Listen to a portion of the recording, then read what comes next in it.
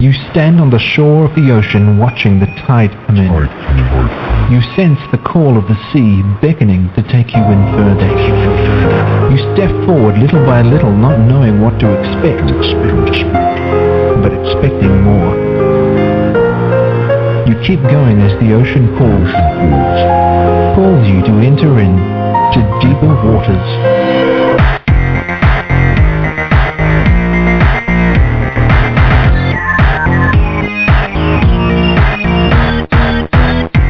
Hello everyone, I am Nick Peters, welcoming you to the Deeper Waters podcast. And yes, that's our traditional intro back again. We got that taken care of.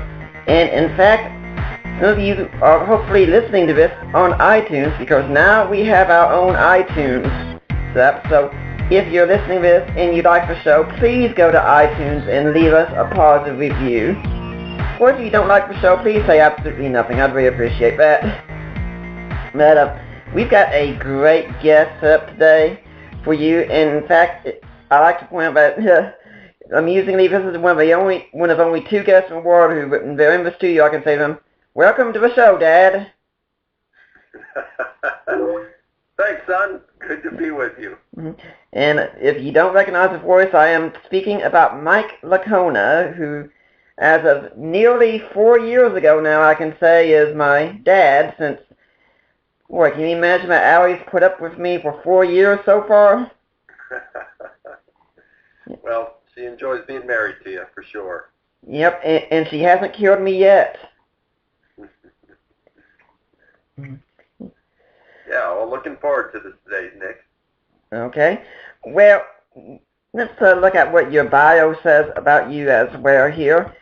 You are the Associate Professor of Theology at Houston Baptist University and President of Risen Jesus. You have a PhD in New Testament Studies from the University of Pretoria, which you earned distinction the highest mark. And you're an interview by Lee Strobel in his book, The Case for Real Jesus, and appeared in his video, The Case for Christ. You're also the author of numerous books, including The Resurrection of Jesus, A New Historiographical Approach, Paul Meets Muhammad, and co-author of Gary Habermas's award-winning book, The Case for the Resurrection of Jesus, and co-editor with William Dembski of Evidence for God, 50 Arguments for Faith from the Bible, History, Philosophy, and Science. You're also a member of the Society of Biblical Literature, the Institute for Biblical Research, and the Evangelical Philosophical Society. And you've spoken to more than 60 university campuses and appeared on dozens of radio and television programs. And for anyone who wants more, they just need to visit risenjesus.com. So that's your bio there, but what if someone just doesn't really know you personally yet? What can you tell us about yourself? Well, I turned 53 yesterday, and I became a Christian at the age of 10. Grew up in Baltimore, and didn't grow too much spiritually as a teenager. I went to a Christian university, Liberty University, where I was a music major, and just developed a real love for God at that point, and wanted to go deeper in my Christian faith. And I ended up just really being drawn to reading the New Testament in its original language, Greek. So I took an elective, used one of my electives my last semester of college, and took a first semester of Greek, and I absolutely fell in love with it. So I decided I wanted to go for a master's degree and learn as much Greek as I could, master's degree in New Testament. So I did.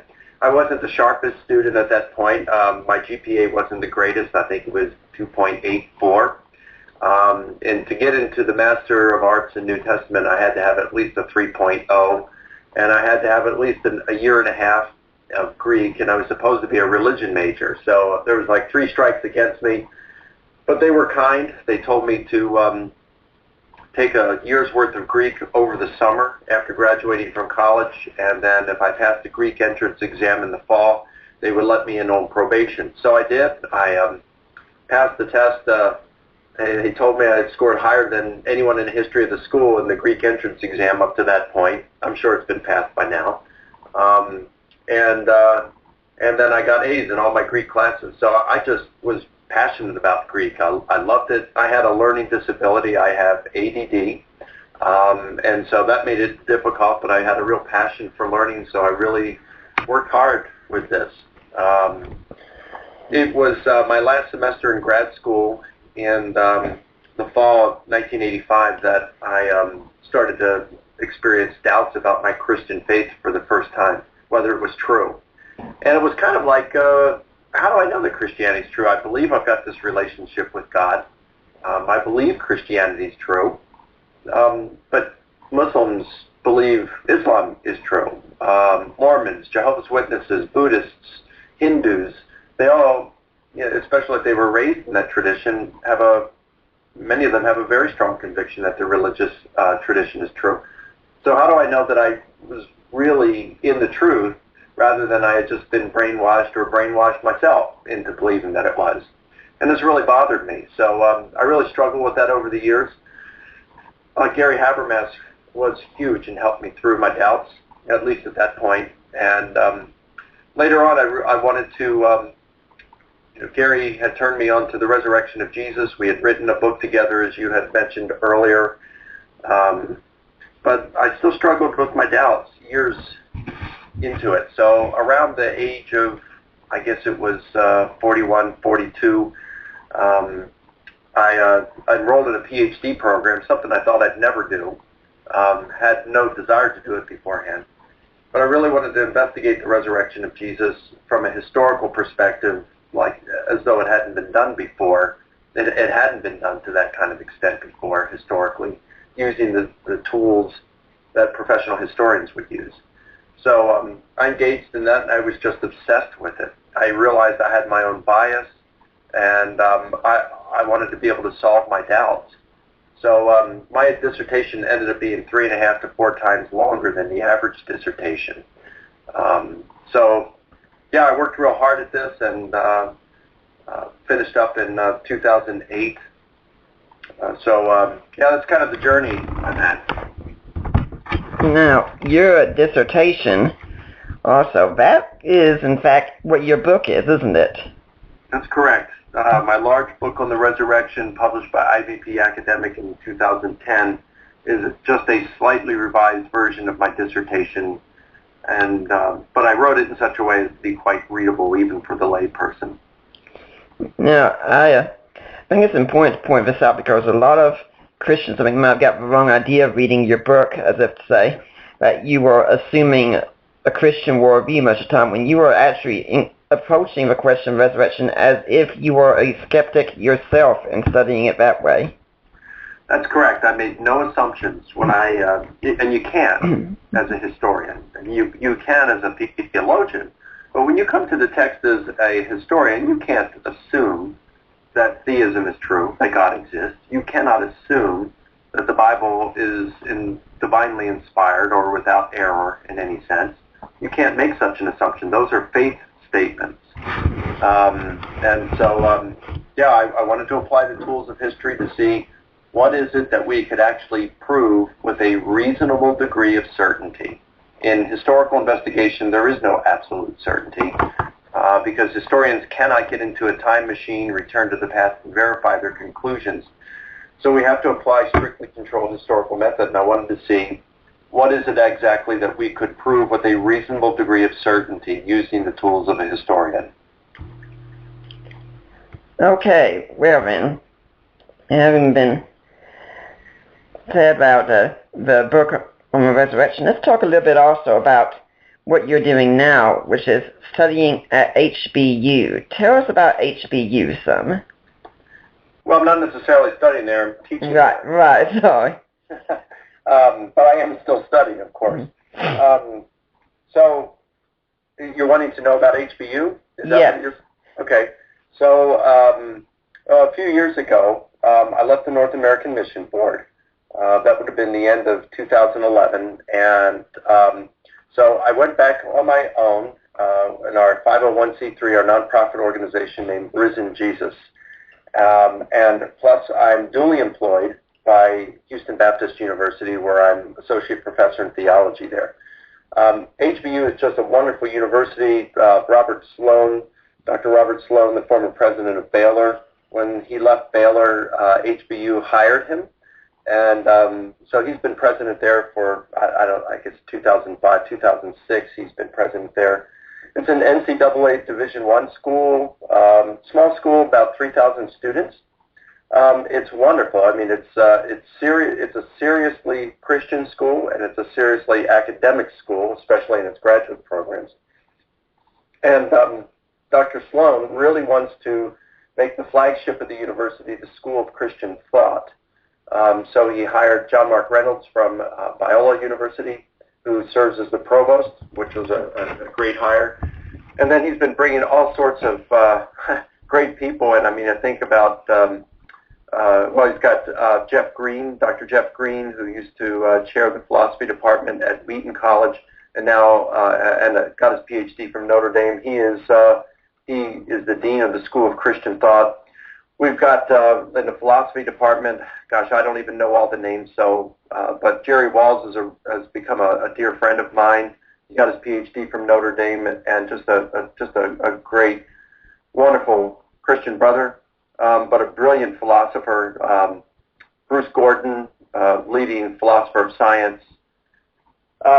William Lane Craig. I mean, what can you say about him? I mean, he's just phenomenal. He's the best Christian debater that's existed in the history of the church. Perhaps the most effective intellectual Christian apologist in the history of the church. He's got a doctorate in theology, a doctorate in philosophy. One of the leading Christian apologists in the world. So a lot there. We've got an apologetics department. We would have you got Holly Ordway. You got Mary Jo Sharp, Nancy Piercy, and I'm trying to think of some of the others. Just Melissa Kane Travis, Lee Strobel. They brought him aboard. Michael David. What's that? Peter Davids. Well, he's in theology. So you've got Michael Ward, the leading, perhaps the leading C.S. Lewis scholar in the world. And then in the theology department, you mentioned Peter Davids, who's a leading New Testament scholar when it comes to the Catholic epistles. You've got David Capes, leading Pauline scholar, and so many other ones. Randy Hatchett. We've got a classics department. Ben Blackwell, also a New Testament from Durham. Classics department. I mean, I could just go on and on. So I'm really excited about what's going on there. And I know that there's some new hires that have just been made. I'm not allowed, I'm not free to say at this point who they are, but I'm very excited about them. They'll be announced in the very near future. So there's a lot that's going on. What I really love about HBU is, you know, I was raised in a Presbyterian tradition, went non-denominational for a while with the Willow Creek Association Churches, loved it. And then I was hired by the North American Mission Board to lead apologetics efforts for the Southern Baptist Convention, largest Protestant denomination in North America. And you know, especially within the Southern Baptist Convention, there are a lot, not everyone. I had some great people I worked with who were very ecumenical in terms of let's bring in people from all denominations and work together, if we can call them brothers in the Lord, and you know, they would want to do that.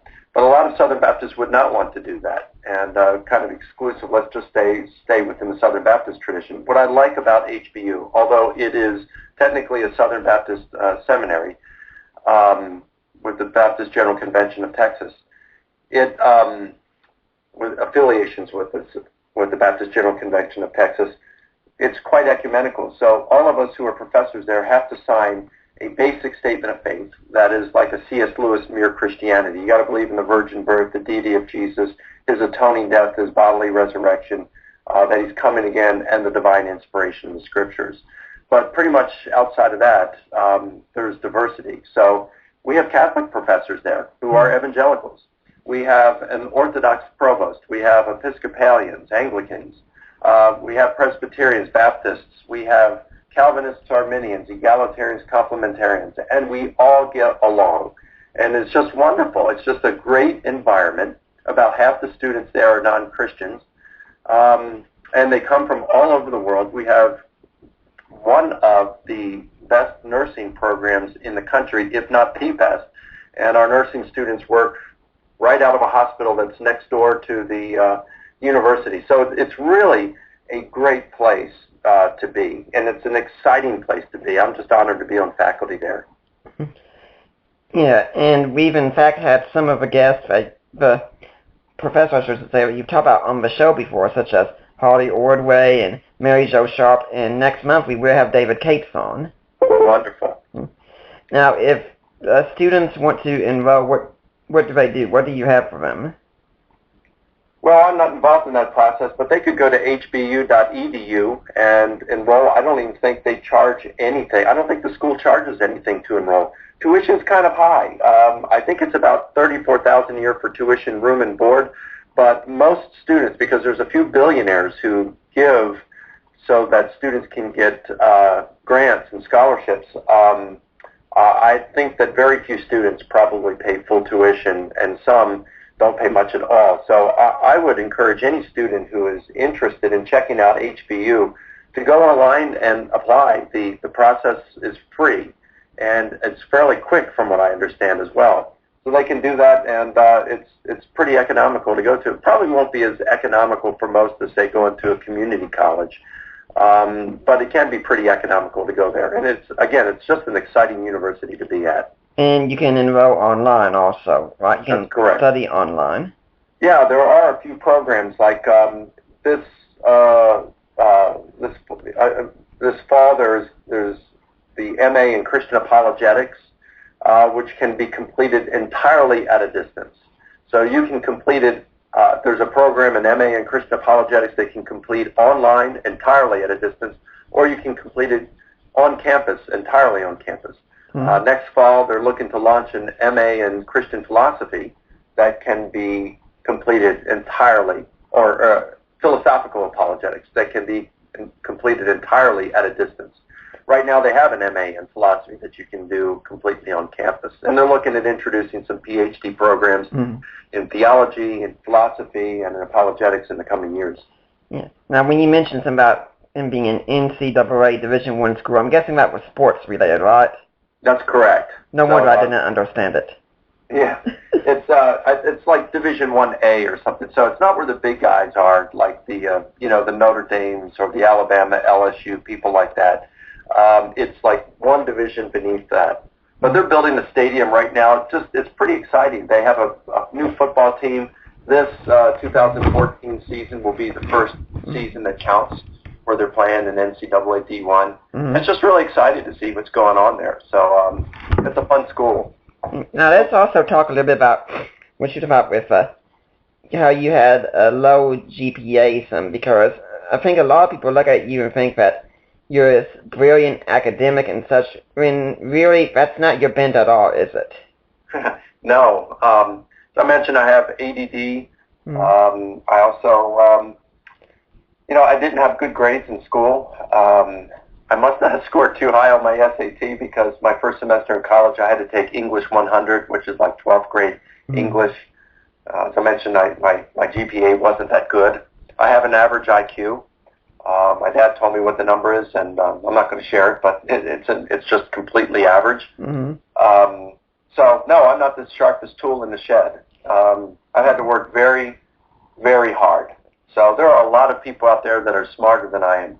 But I have a passion, and I have a decent work ethic. So if I've been able to accomplish anything, whatever I've been able to accomplish, it's because I work hard, I'm passionate about it, and I don't mean this tritely, but God has just opened up certain doors. I just think it's like my life verse comes from Paul's letter to the church at Corinth, where he says, God's chosen the foolish things in this world to confound the wise, the weak to confound the strong. So that's certainly the case with me. Yeah, Allie and I like to use that verse also, since both of us are technically disabled, but we are kind of people that the world rejects just as much. Yeah. Yep, but God seems to like to use those of us who aren't the sharpest in the shed. What did he do in the first century? He chose 12 knuckleheads in a dusty, remote part of the Roman Empire, And from them, the world has been changed, and roughly 1/3 of the world today would call themselves Christians. And that came from those 12 guys out there, fishermen, laymen for the most part. And with you talking about the educational backgrounds and such, something you and I talk about is that in many ways we're quite different because you're the one who really just didn't study, excel a lot in the schoolwork and such. And then for me, I was one who I went to school and just went straight through everything, got A's, B's, pretty much down the line, and then went home and played video games all day long. And never had to open my books too much or anything like that. Even if I was odd when I got elected most studious in my class, well, it kind of makes sense, except I don't study. Yeah, your kind make me sick, Nick.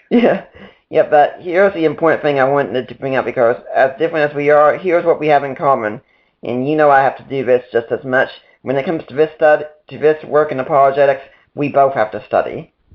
That's correct. And it's the same thing in athletics, I suppose. Yeah. You know, athletes who make it on a professional level are extremely gifted. You have to be. Yep. I mean, work ethic can get you so far. It can get you a long way. But it's not going to get you, if you don't have talent, it's not going to get you into Major League Baseball or into the NFL. So you've got to have extreme talent to become a professional athlete, but you've got to have an extreme work ethic as well, and both have to go together. Yeah. I'm remembering how, I think it was Edison's quote, saying, genius is 1% inspiration and 99% perspiration. Yeah, that makes sense. When a few months ago, Allie and I had to come and house sit where you are while you were off vacationing somewhere. So I don't remember all the details, but I do remember saying, yep, your library is right there. I am seizing the day. Yeah. And that's only part of it. Of course, you know, a lot of the library now you can get on like Logos or Accordance, certain Bible software. So I've got tons of books, not even in this library, but are on my computer. And then Kindle. You know, I think I'm going to start using Kindle because I'm just running out of room now. Yeah, I always really think I've got a Kindle now. But I said everything I was saying because there are so many different people who are listening to the show, and some people are saying, like, I'm just not an academic. I want to do this stuff well. I want to be able to succeed, but I'm not an academic. And I was like, well, neither is Mike, and he succeeds.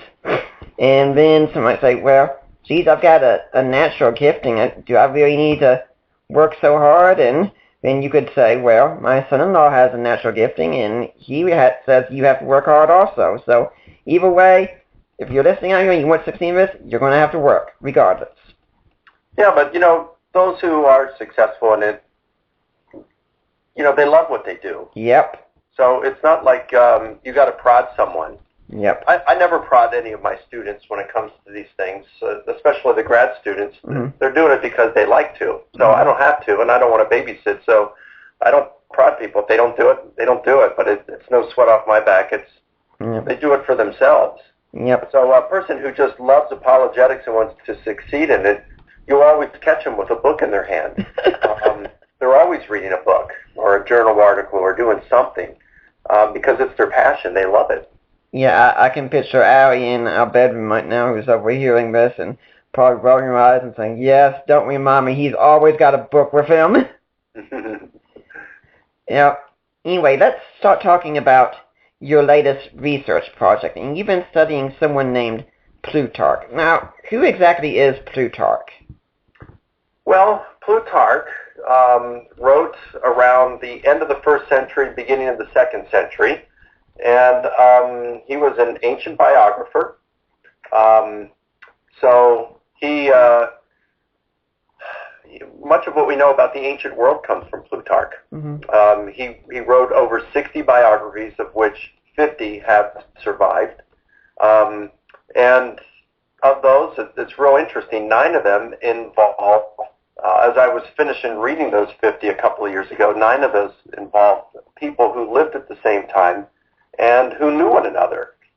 So that's pretty neat. These 9, we can go back and we can compare them and see how Plutarch reports the same story multiple times.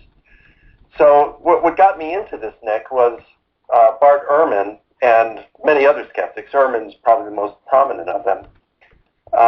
They would talk about contradictions in the Gospels, differences in the Gospels, and that this meant that they were historically unreliable.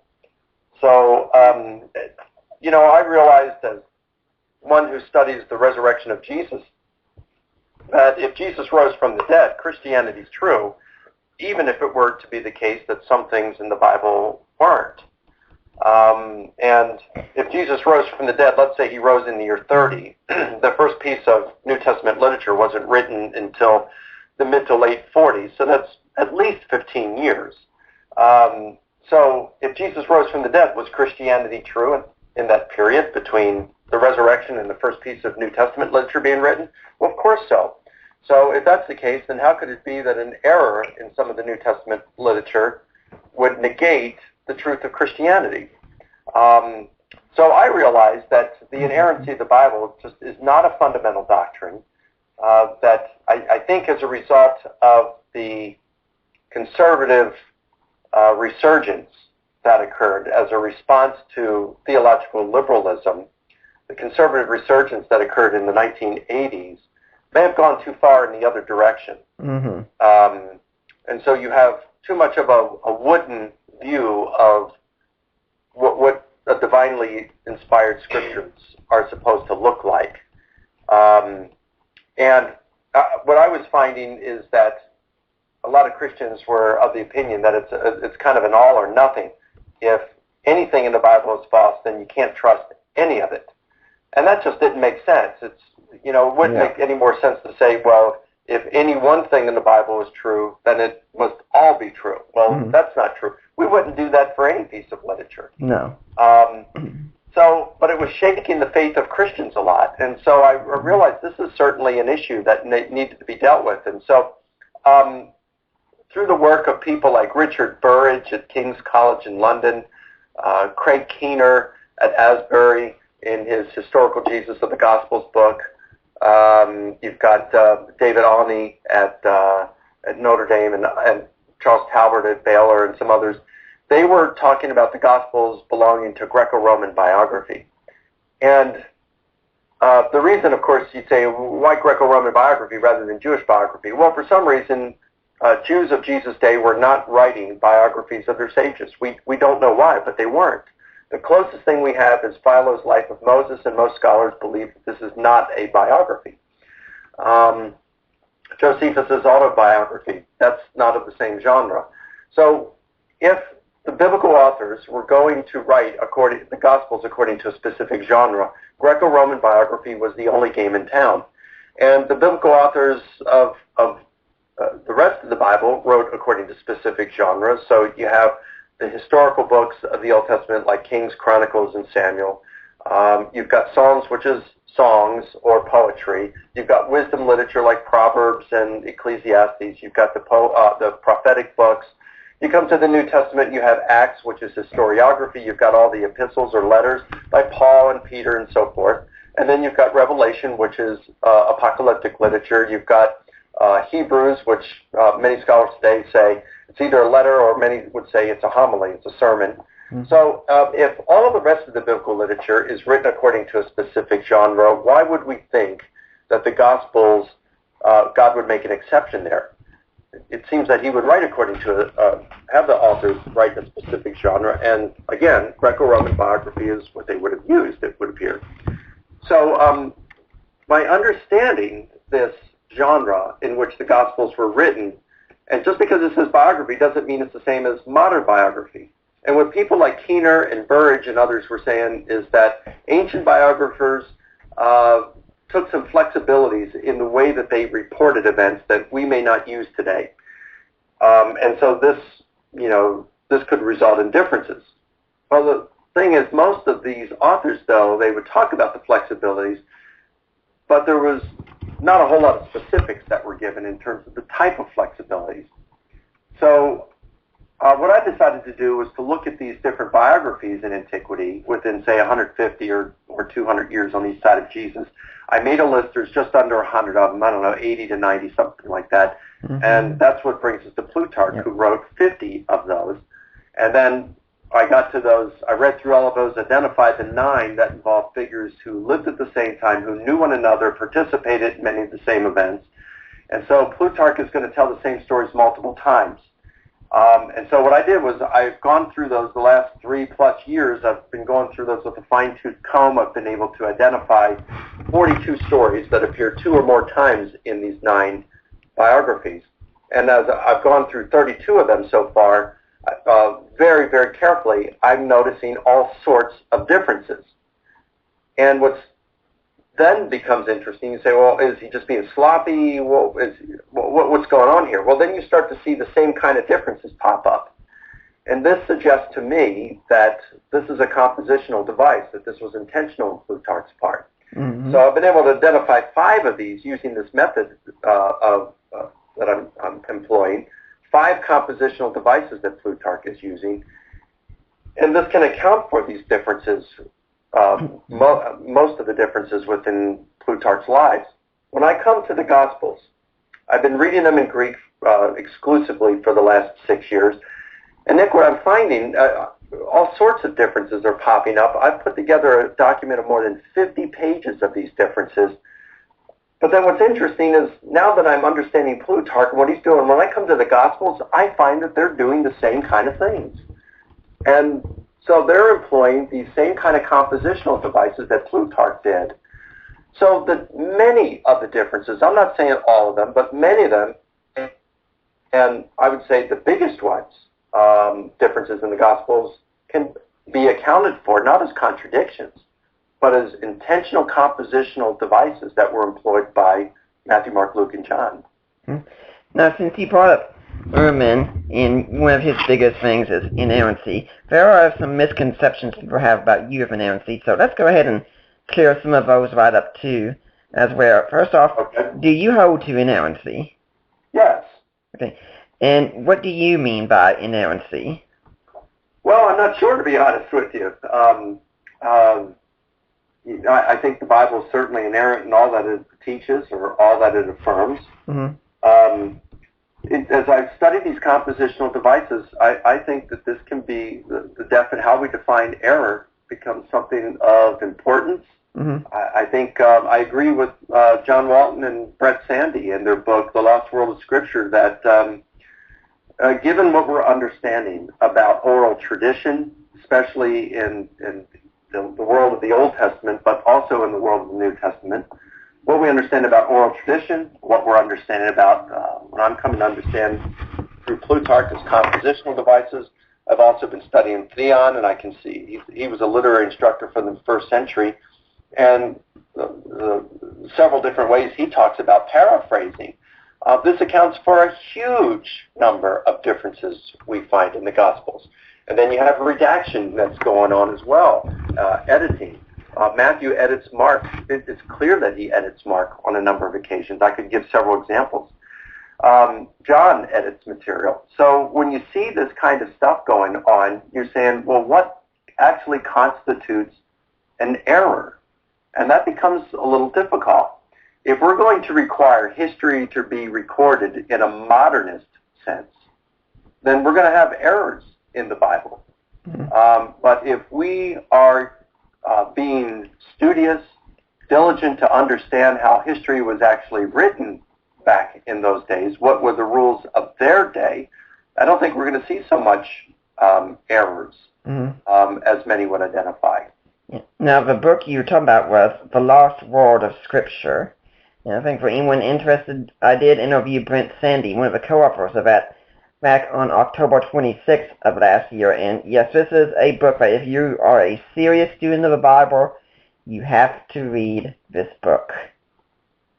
Yeah, it's a fantastic book. Mm-hmm. In fact, it's interesting in there that Walton and Sandy said that that there are no definitions. Now, again, understand that these two guys embrace the doctrine of biblical inerrancy. They teach at Wheaton College, where professors are required to hold to the inerrancy of the Bible. And yet they say, and the school has not complained, they even ran the manuscript by the school for approval before it was published, and it was approved. In that book, they say that pretty much the time has come, given our understanding of orality, oral history, and they focus on oral history. They say, given this, time has come when inerrancy may no longer be an adequate term to describe what our thoughts about the Bible. We do think it's divinely inspired. You get out of the United States, they don't so much talk about inerrancy. They talk about infallibility, or the Bible being, I think someone like an N.T. Wright would say the Bible's authoritative. It's God's authoritative word. So again, the inerrancy thing might be more of a move away from liberalism, but maybe too far in the other direction. It just depends how we're going to define inerrancy, I think. Now, you've also been accused of saying that the Gospels have embellishments, such as the soldiers falling back when Jesus says, "I am He." So do you think the Gospels have embellishments? Possible. I think, did they actually fall back, as John said? Who knows, John's the only one that reports that. That doesn't mean it didn't happen, because only one person reported it.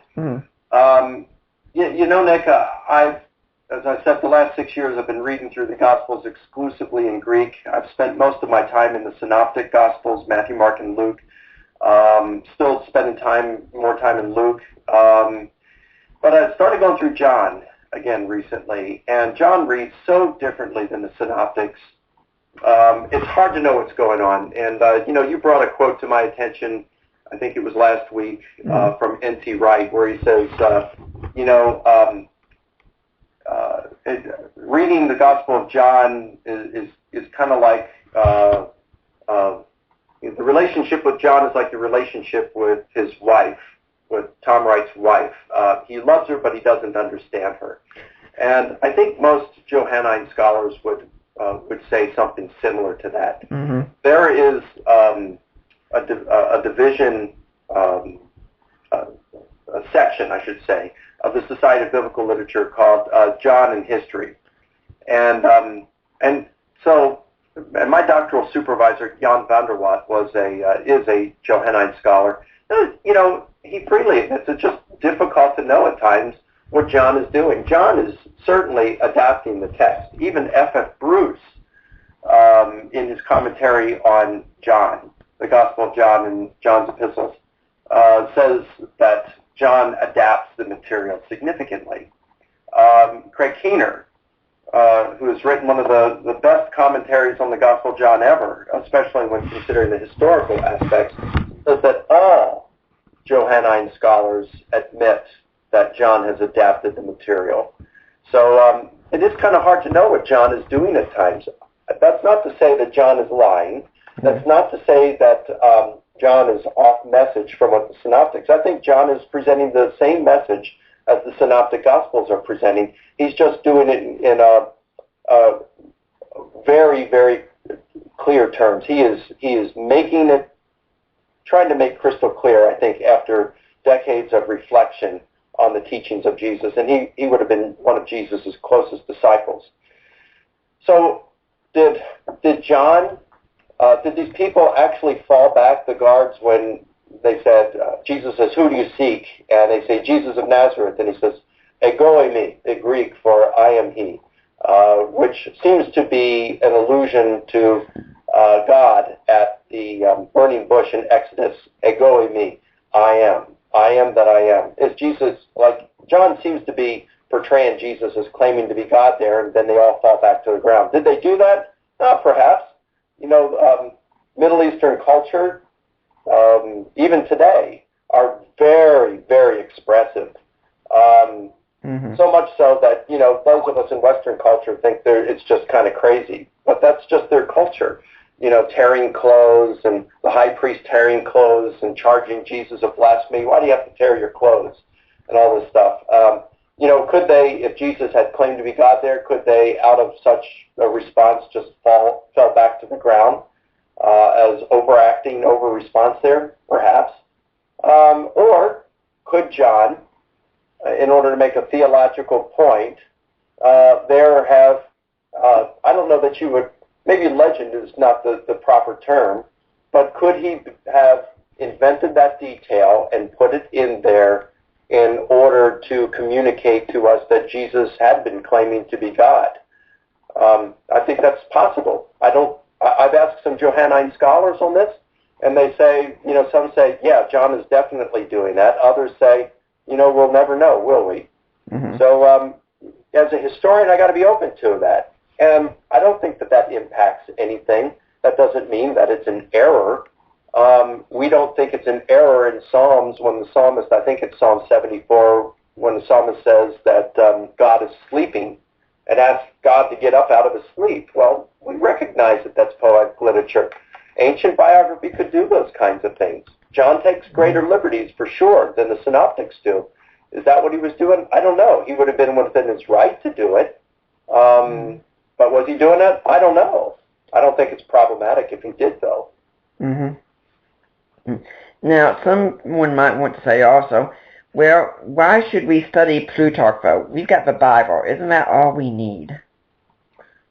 Well, what Plutarch does for us, Nick, and you're right, some that I've corresponded with on Facebook do say that. Mm. But Plutarch, if we're going to understand ancient biography and how it worked, if that's what the Gospels are, why wouldn't we want to understand that genre? Mm-hmm. And in order to understand it, you're going to have to go outside the Bible for that.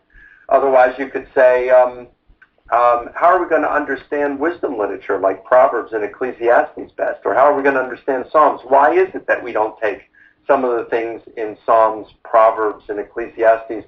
Why is it that we don't take some of those things literally? Well, because we understand it's a genre. Well, how do we understand it that way? Isn't it best to look at extra-biblical literature? Or really, how would we understand Hebrew or Greek? If the meaning of those terms back then, well, you get Kittle's Theological Dictionary of the New Testament and various Greek lexicons, and they're going to appeal to uses of those same Greek terms in extra-biblical literature. So we appeal to these to understand the very meaning of words. Mm-hmm. We appeal to these to understand various idioms and figures of speech. So why wouldn't we do this to understand the genre? It just, I don't understand why someone would say, just look at the Bible to understand the Bible. We can gain great understanding from extra-biblical literature.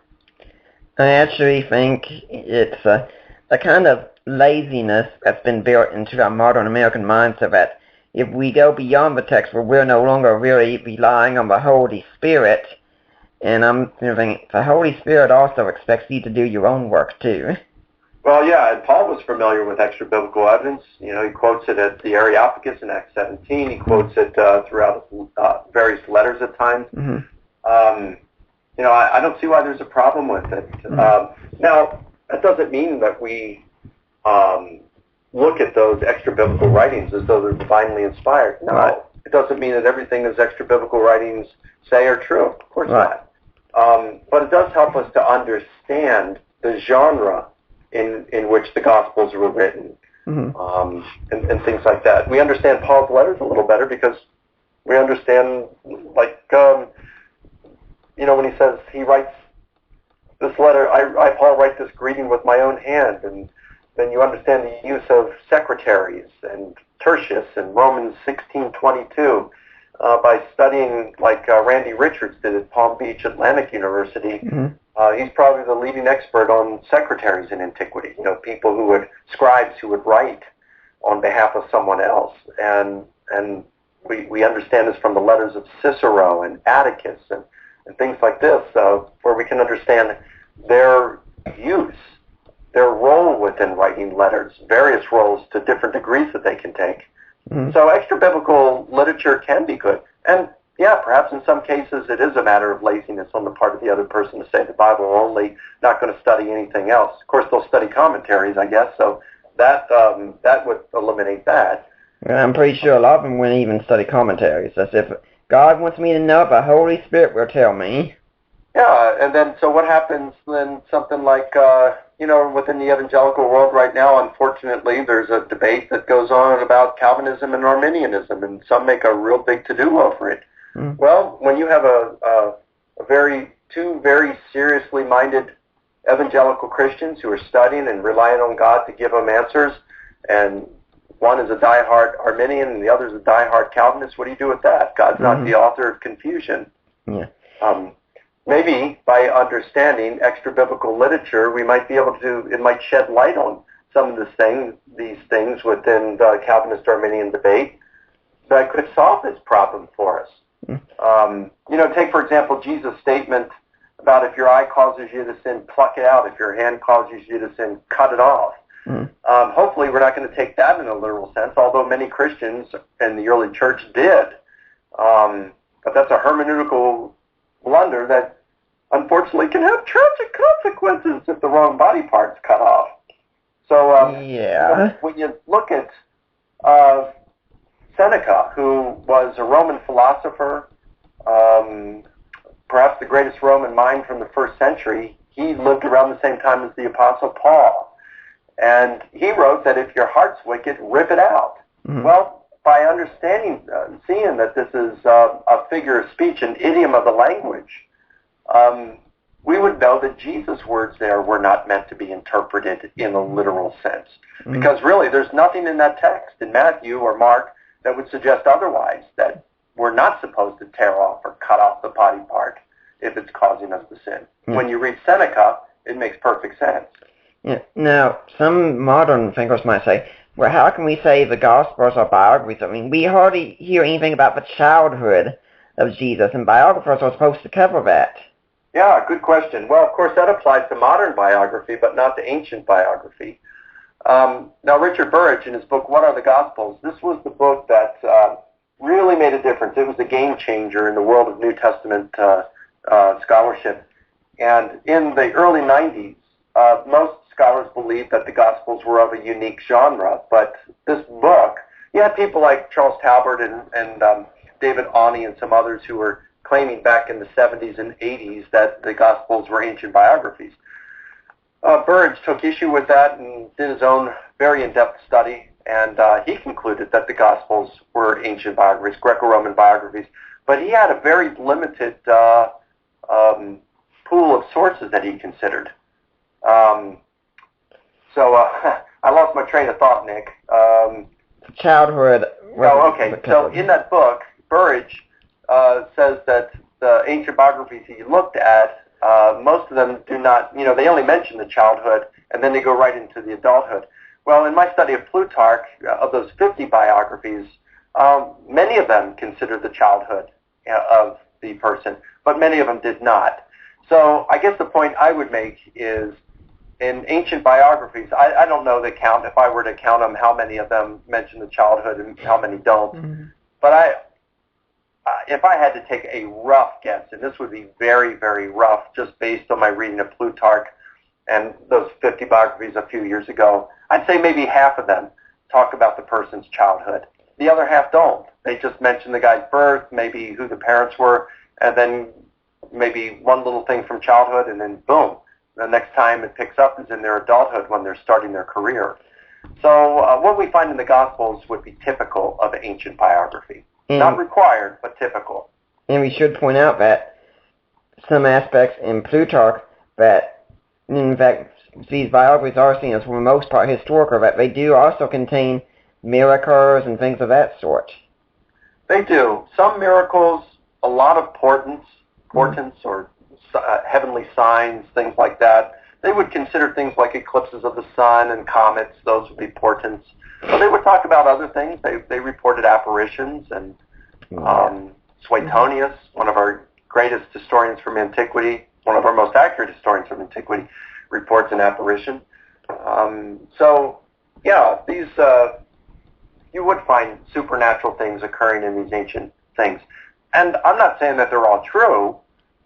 Some of them I would think would be invented. Some could be literary devices. Some could be just invented and put in there. Some could be legend that accrued in the account over years and were later included by Plutarch or others. any that's kind of possible.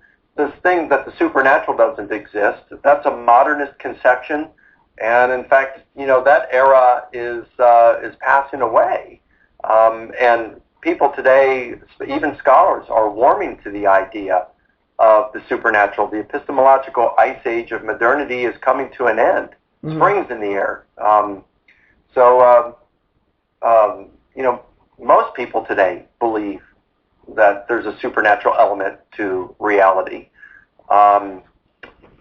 Two Jewish researchers, I'm trying to think of their names, they did a study published in 2007, showing that a majority of American scientists are theists. They believe that God acts in our world. Rodney Stark of Baylor University did a study and found that I think it was 40% of the leading scientists in the U.S. believe that God answers prayer. So even people like Dale Allison, who teaches at Princeton, who has called himself a deist, has called himself a Christian, has called himself an agnostic, he claims to have seen an apparition of the dead. So I don't think we're so much against the supernatural as we were maybe 10, 20 years ago any longer. Well, let's also deal right quickly and very briefly with a popular objection made on the internet with regards to biographies, that some people would say that the Gospels couldn't be a biography of Jesus, since Jesus never really was a real person. Heck, Plutarch never even wrote about him anyway, so there you go. Well, I mean, they can claim what they want. Some are going to say that. Some are going to deny the Holocaust today. There are a handful of historians in our world, professional historians, who say the Holocaust never existed. None of them are widely respected historians, but they're still there. So you're never going to have a unanimous 100% unanimous consensus among scholars about anything.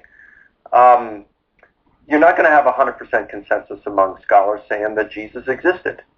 But you're going to have nearly that. You're going to have well over 99% of historians and biblical scholars, New Testament scholars, historians of Jesus, who would say that he existed.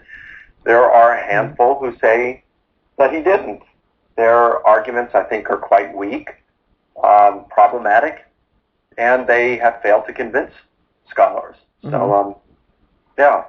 And for minorities listening, contrary to what some people might think, Richard Carrier, aside from the internet, just doesn't really have a large following, does he? No, I like Rick Carrier. I think he's a brilliant guy. He's got a PhD in ancient history from Columbia, so he's a smart guy. I've had the opportunity to debate him twice. We've had nice debates. I'd consider him a warm acquaintance. I've got no beef against Rick. His following would be people on the internet. You'll have some scholars who would read him, but he wouldn't be considered, he's not someone that is going to be considered a serious New Testament scholar or Bible scholar. I don't think he's got a position of prestige within the world of professional historians. Again, his following are going to be, people on the internet. Probably younger people like high school students and some college students. That's not to say he won't have some others, but he's a pretty smart guy. I think he's a decent communicator. He's got a nice way of writing. I don't buy his arguments, and some of them are just outright false. Now, some people also will be saying, yeah, but when we're talking about biblical scholars, we're obviously talking about Christians, so you're pretty much saying 99% of Christians would have a problem with this. Of course they would. Yeah. Yeah. Of course, someone who would say that just isn't familiar with New Testament scholarship, and I understand that if they're not spending time with this, if they're not attending meetings of the Society of Biblical Literature, they're not familiar with the world of scholarship. But I mean, take for example Garrett Ludeman, an atheist New Testament scholar, or a Bart Ehrman, who calls himself an happy agnostic, and he's a New Testament scholar. Maurice Casey, I don't know what he refers to himself, but I mean, he denies He denies the supernatural. He denies the resurrection of Jesus. He's a New Testament scholar. John Dominic Crossan is pretty much an atheist. Stephen Patterson of the Jesus Seminar. I don't know what he would call himself, but I mean, Patterson told me before our debate, and we had a pleasant debate. It's posted on my website, risenjesus.com, where someone can listen to it. But Patterson told me, you know, I asked him, do you believe that God exists? He says, I don't know. He might exist. If God exists, he's certainly not a personal being like we find in the Bible. He might be a force of some sort. Steve, do you believe there's an afterlife? I don't know. I tend to doubt it. But even if there is, it's not like we're going to be in heaven or something like that. And yet when he got up in our debate, he said, Mike and I are Christians celebrating Easter together. So, you know, you can have what he's celebrating. Christians, but I don't know that would be acceptable or the kind of definition of Christian that the apostles or Jesus would have recognized. You know, so. Well, let's get into Plutarch. Now, you've said before you found 5 devices that Plutarch uses in his writing that could explain so many so-called contradictions. So, what's the first device you found? Well, we could call that compression. And compression is when an author knowingly portrays events over a shorter period of time than they had actually occurred. So let's just say I'm telling you about an email correspondence that I had with Gary Habermas. And I'm representing that as though it happened in one day, when in reality it involves multiple correspondences that had occurred over a 2-year period. I'd be compressing the accounts. Right. Now, an example of this in Plutarch would be what? Well, in April of 56 BC, Julius Caesar is a pretty powerful guy at that point. He's not hasn't come into power yet as the sole dictator of Rome. That wouldn't happen until 49 BC. So you're looking at 7 years later. At this point, there are 2 guys in Rome named Pompey and Crassus. And Pompey and Crassus are the 2 most powerful men in Rome. And they want to become elected consuls for the year 55. Now, the consul would be the highest position in the Roman Republic. It differs from, let's say, the President of the United States in that the President serves for a 4-year term. The consul would serve a 1-year term. The President serves alone. The consul has a colleague. So there are 2 consuls who serve together. Each of them have, I think they have equal authority. The President of the United States can be reelected to a 2nd term consecutively. The consul cannot. The consul can be reelected as consul as many times as they like, but they have to wait 10 years between serving as consul. So anyway, Caesar, just to give you an idea of how the political landscape worked, Caesar's a pretty powerful guy. Pompey and Crassus come to him in 56 BC, and they say, hey, we want to be elected consuls for next year. And will you help us? And so Caesar says, yeah, I can call in some favors back in the city of Rome. I can send my soldiers in. They'll vote for you. We can get you elected.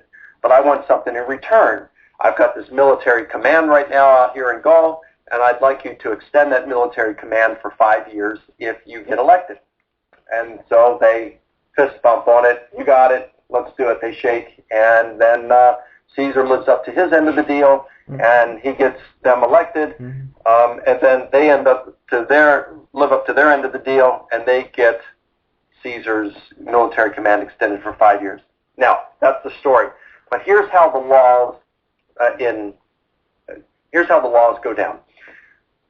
Once Pompey and Crassus are elected as consuls, they take over on January 1st, 55 BC. Now, the consuls would typically, once they leave office, they would be given what are called provinces. And there were several provinces throughout the Roman Empire, and they would each be given provinces in order that they would serve as ruler of those provinces for 1 year, the year after they were consuls.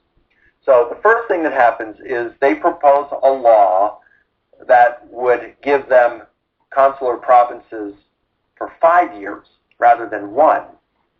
All right, so that's one law. That gets passed. That's in January. A few months later, perhaps April, then they bring up Caesar, and they say, hey, we want to extend his proconsulship, his command, for 5 years. And that gets approved. That's a second law. Mm-hmm. Now, in the life of Cato, the biography of Marcus Cato, Plutarch presents those as two separate laws. And they were two separate laws. And they were presented at two separate times. And so it's accurately reported this way in Plutarch's life of Cato.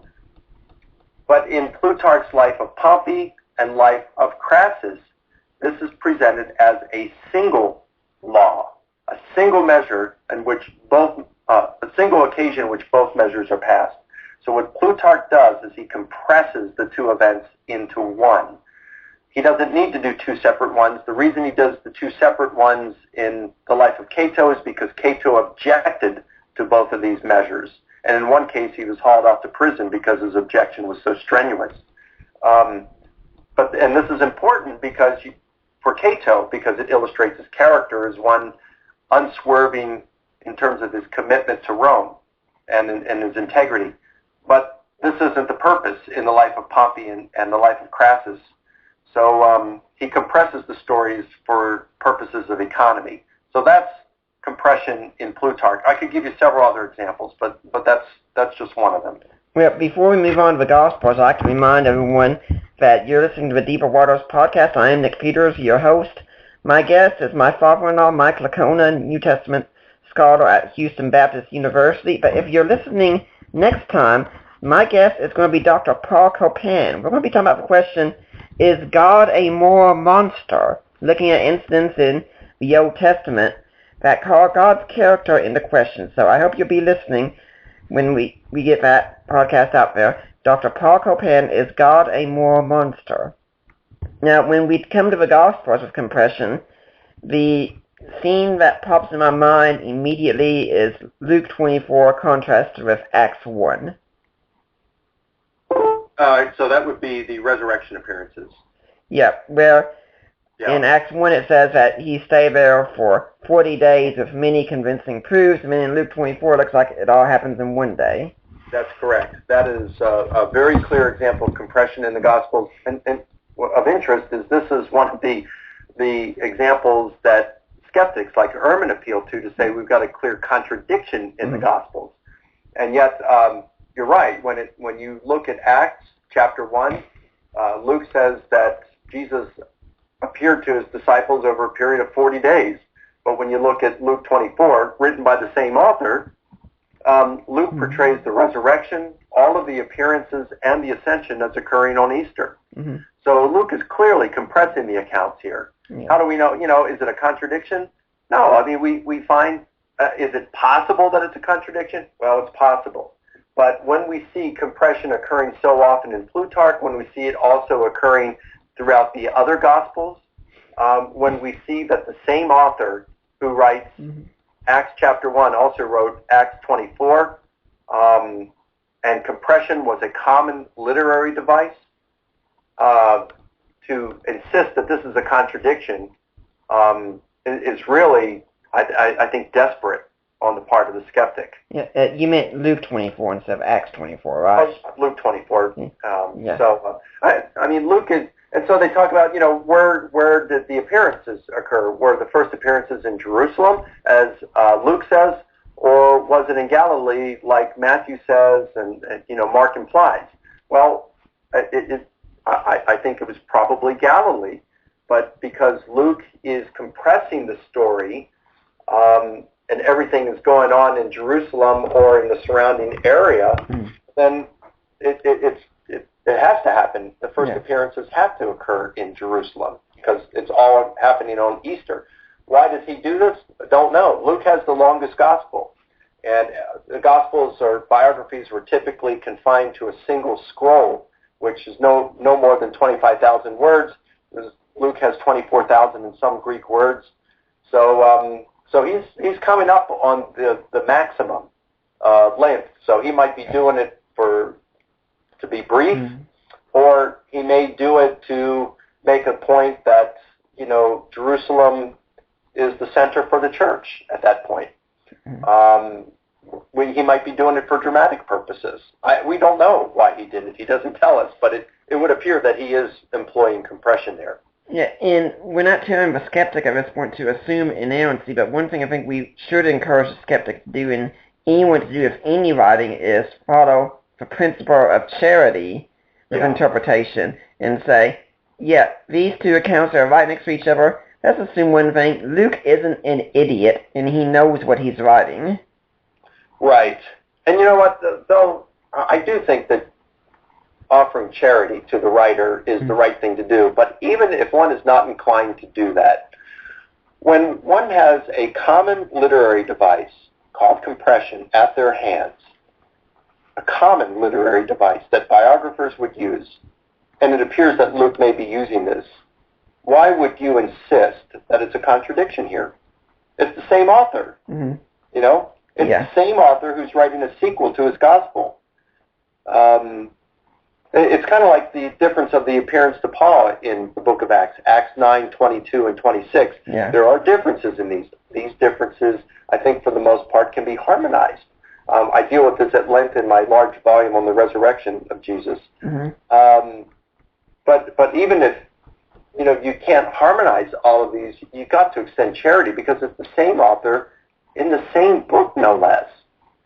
It just seems dubious that this guy would just be doing outright contradictions when it's the same author, same book. And I think the same could be said with Luke when he's writing his companion sequel to his gospel with the book of Acts. I don't see this as a contradiction. I see it as a compositional device called compression. Now let's go with another device. What's the next one you'd like to cover?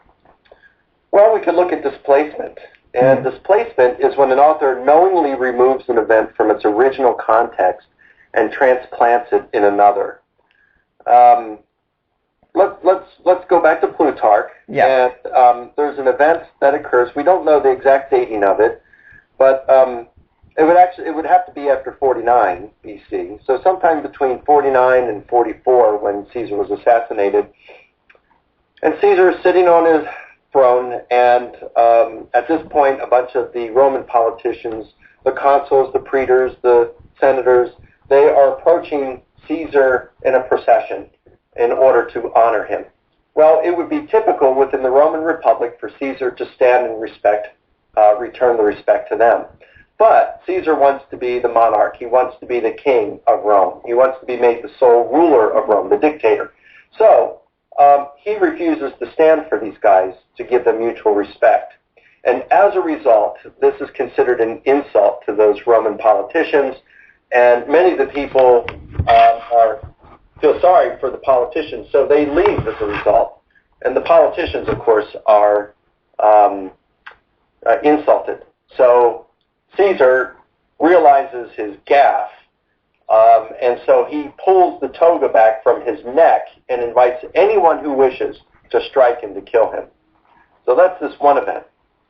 Well, in February of 44 BC, or 1 month prior to Caesar's assassination, he is seated at the Lupercalia festival. And at this festival, Antony, who we know as Antony and Cleopatra, Antony was serving as co-consul with Caesar that year, and Antony, probably in something that was already scripted between him and Caesar, came up to Caesar and offered a diadem and attempted to put it on Caesar's head. This would be symbolic that Caesar should be made king. Well, there's some applause from the people when he does this. So Caesar, not satisfied with this, he kind of pushes it away because it wouldn't look good if only a few people applauded and he accepted the diadem. So he pushes it away to see what the crowd's response would be. And there's hearty applause. Well, then Antony says, let's try this again. So he goes to put it on Caesar's head, and there's weak applause. And so Caesar pushes it away, and there's hearty applause. They try it again, and same effect. Well, Caesar gets upset at that, and he storms out of the festival. Well, that's how it is reported in the life of Caesar, because both of these events happened in Caesar. But when these events are described in the life of Antony, Plutarch omits the first event of the approaching political leaders because Antony had nothing to do with that, or at least the major part of this. So Plutarch omits that, and then he dislocates Caesar's bearing of his neck. Plutarch seems to like that part of the story. It's something that actually occurred, but Plutarch dislocates that from that part, and he transplants it at the later Lupercalia festival, so that when Caesar rejects the diadem and there's great applause, that, Plutarch says, is when Caesar bared his neck and invited anyone who wished to strike and kill him. Now that fits far better within the first context, as we find in the life of Caesar. But he still kind of likes that in the life of Antony, so that's what he does there, dislocate it and transplant it in a different context. Both events occurred, they just didn't occur, they weren't coupled like that if we had actually been there and viewed it. Now, when we come to the Gospels, would the crucifixion of Jesus and the Gospel of John be an example of it? Yeah, that could be one right there. Now that's one that, some of the ultra-conservatives have taken issue with me on, but there are some challenges here when we look at John's report and contrast it with what we find in the Synoptics, Matthew, Mark, and Luke. The Synoptics are clear. In fact, Matthew especially is crystal clear that Jesus' Last Supper was a Passover meal, and then Jesus is arrested that evening and he's crucified the day after the Passover meal. When we come to John's Gospel, and you start at chapter 13, verses 1 and 2, it's very clear that the meal, the last meal Jesus is going to have with his disciples is not a Passover meal, because it says the Passover had not yet come.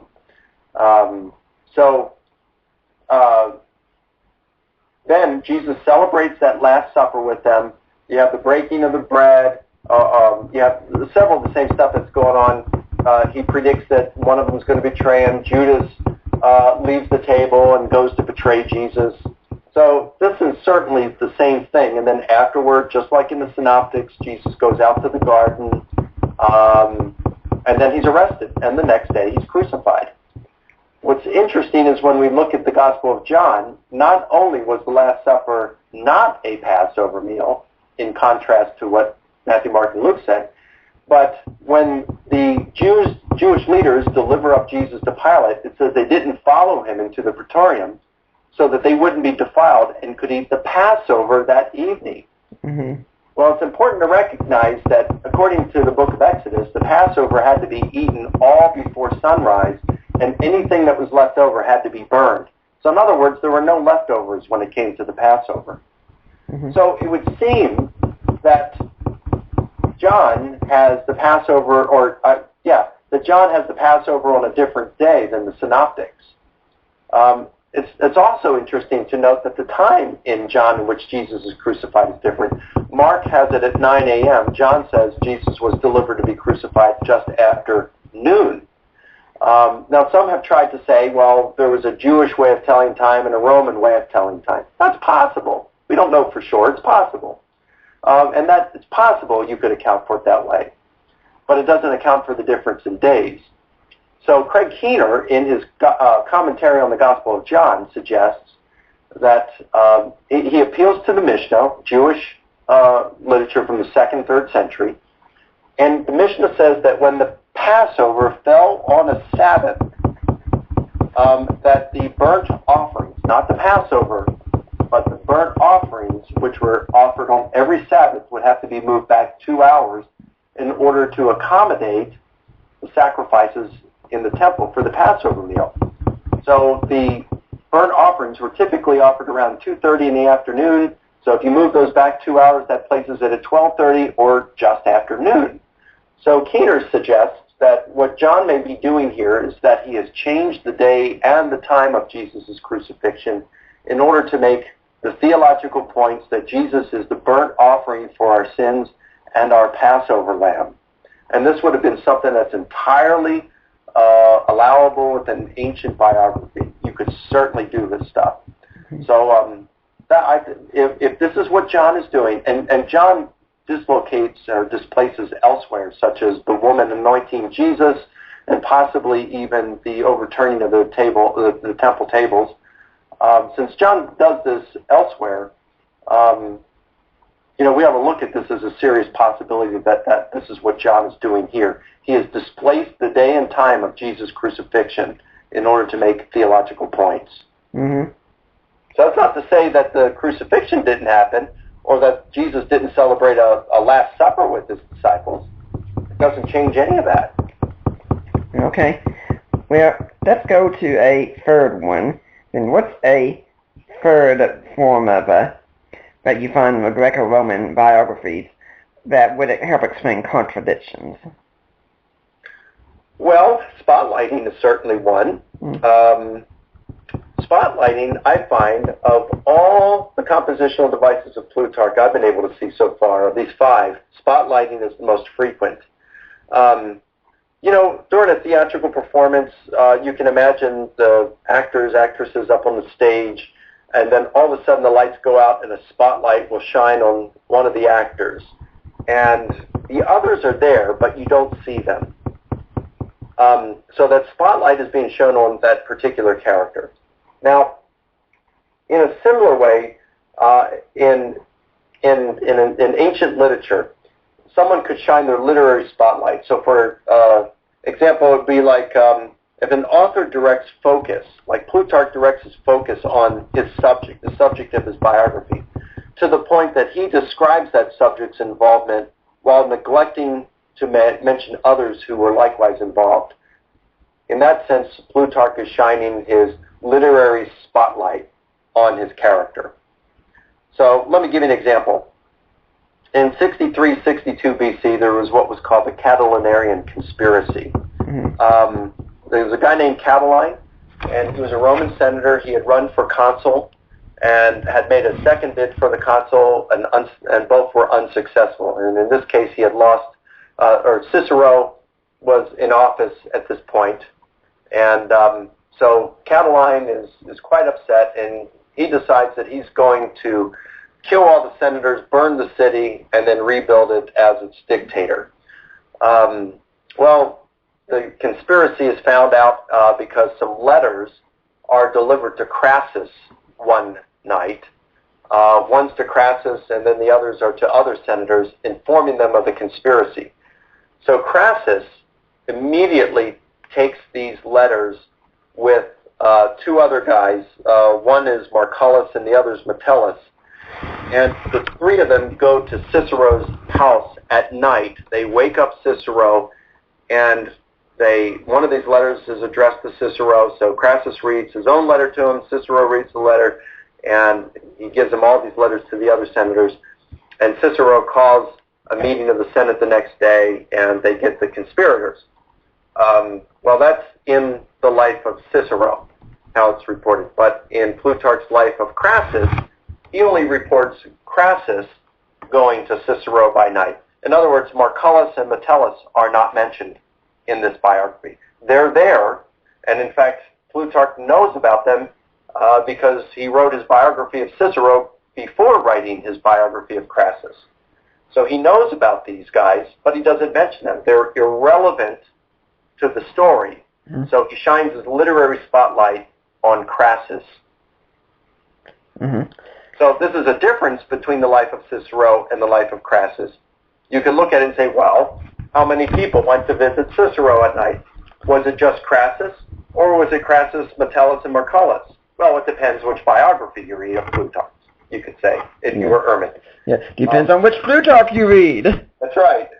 So but this is not a contradiction. It is a compositional device we can call spotlighting. Well, before we go to the Gospels and discuss that, I'd like to remind everyone that everything we do here is listener-supported, and that includes CYI Worldwide Rock Talk Radio itself, which you can go to cyiworldwide.com and find out how to donate there if you want to support the ministry that they're doing as a whole. But if you want to support Deeper Waters individually, Well, I'm going to do this a little bit different way than I normally would due to the nature of my guest on here. But there are some ways you can support us that aren't done through my guest, and that would be, for instance, you can go to the Amazon store that we've got online, and you can find it from my blog at deeperwaters.wordpress.com, and there is a donate button there by the way. But if you go to the Amazon store and you buy a book from there, we will get some of the proceeds from that purchase. So look, you get a good apologetics book of whatever kind you want, including books that have been shown on the podcast, and at the same time, you make a donation to a ministry you support. So, hey, how can you go wrong with something like that? And then, of course, there's Defining Inerrancy, that's come out recently. And that's a book that J.P. Holding and myself together have co-written, and you can find that on Amazon, and if you make that purchase, there we get some proceeds from that. And in fact, JP's recently put together what's going to be coming out soon, a book made from several blog posts I've written dealing with the new atheism. So that will be out soon as well, and that's going to be solely me as the author, which means I'll get a little bit more proceeds than normal, and I hope you'll buy that. But if you want to make a donation to me otherwise, and in fact, if they want to make a donation to your ministry, Mike, first off, if they want to make a donation to your ministry, what do they do? Well, they can go to risenjesus.com, and we have a secured donation page there. So they can sign up. They can do a one-time donation. They can do a recurring donation, like monthly. They can, do that on their credit card and get their miles or points for that. They can stop at any time they want. So yeah, we're looking for new donors because we want to expand our ministry and focus more on university campuses. So yeah, we would love to have some we're looking for new support team members, and we would love that. And also they can go and support you and Deeper Waters by coming to our website and signing up to donate that way. But if they do that, so those of you who are listeners, if you want to support Nick and you want to do it through our website, and the advantage of doing it through risenjesus.com is that we're a 501c3, so all of your donations will be tax deductible as allowable by law. So if you wanted to go to me, just sign up and that's it. You're good to go. If you wanted to go to Nick, just sign up, but then send us a separate email informing us of your donation and that this is to go to Nick Peters, and then we will ensure that it does. And that will allow us to tell the difference between the two. And if you're not sure about how to do that, you can just send me an email and say, hey, I made a donation to you through Risen Jesus. Can you get in touch with Mike and let him know, and I can handle it that same way too. That's correct. Yep.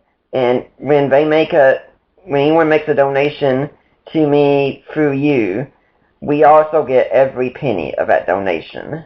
Yes. Well, I think we have a service that they deduct a very small amount, 2%, 2.5%, something like that. That doesn't go to us. That's just for the service, so that we can have a secured website. But yeah, I don't keep any of that. You get all of it.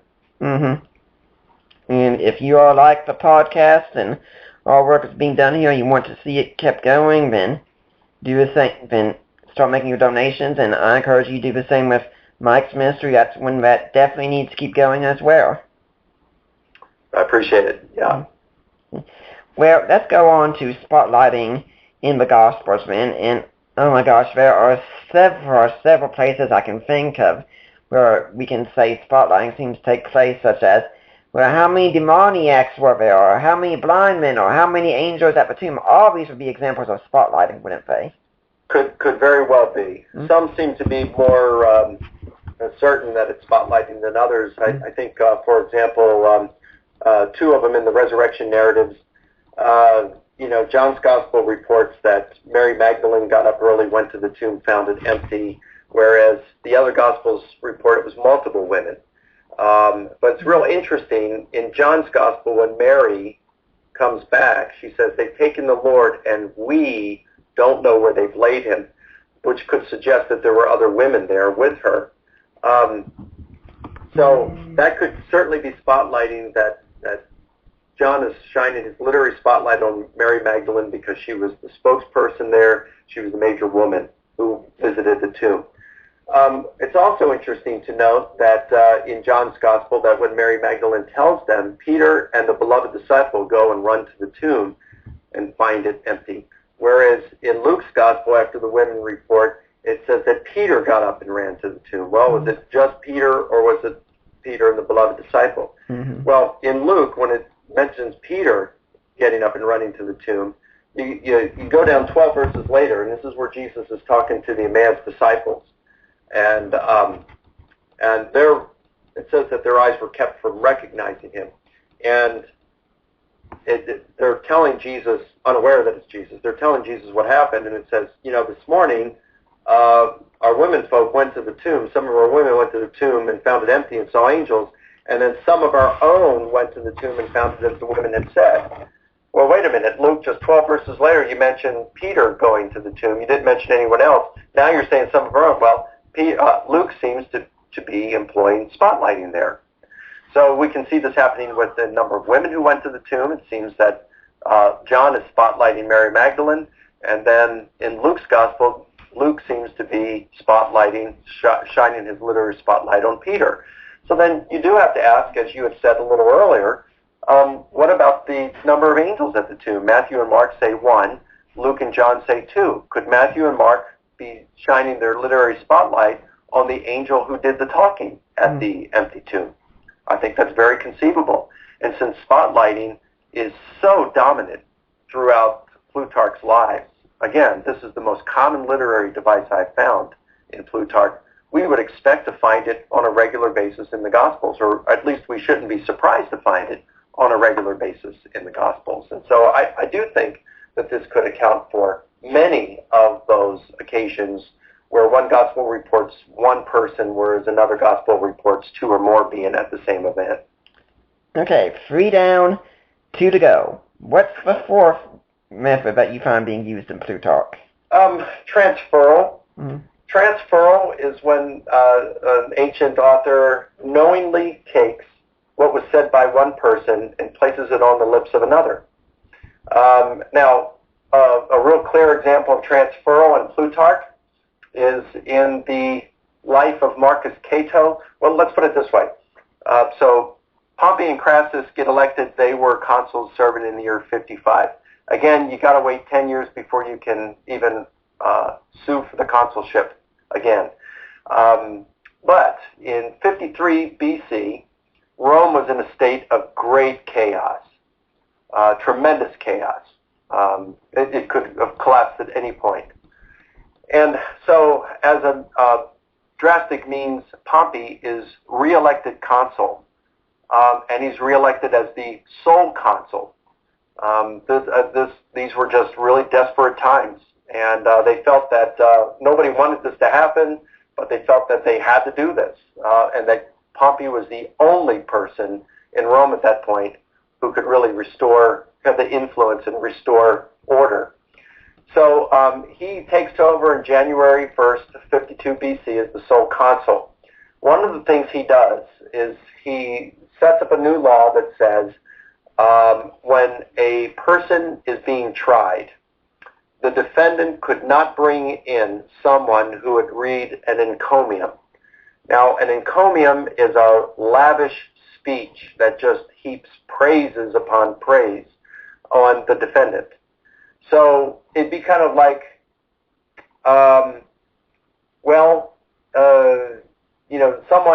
this guy is guilty of murder.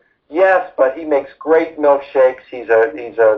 When he worked at at McDonald's when he was a teenager, and he's been a great dad, he's been a great husband, he's given to the poor. Well, wait, that has nothing to do with whether he committed this crime.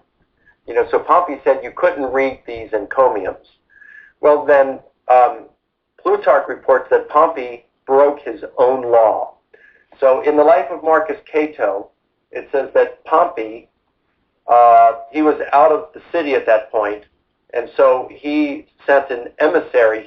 He wrote an encomium for his friend who was a defendant in trial, and he sent an emissary into the city of Rome to read this encomium at the trial. And at that trial, Cato stood up and objected so much that he was kicked off the jury.